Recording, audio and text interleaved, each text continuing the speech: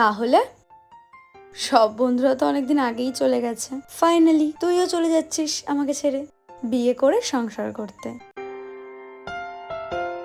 আর কি, বিয়ে তো করতেই হবে একদিন। আর আমাদের গোয়া ট্রিপটা? আরে এই বছর হলো না তো কি হয়েছে, পরে ঠিক হয়ে যাবে।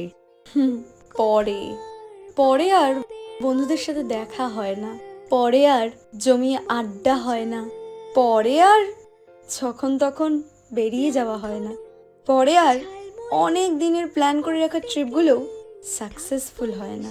আসলে পরে বন্ধুরা অনেকটা ব্যস্ত হয়ে যায়। এটা একটা মিথ্যে সান্ত্বনা যে পরে ঠিক হবে, কিন্তু আসলে পরে আর কিচ্ছু হয় না। অনেক দুঃখ হয়েছে, চ একটু সেলফি তুলে নি।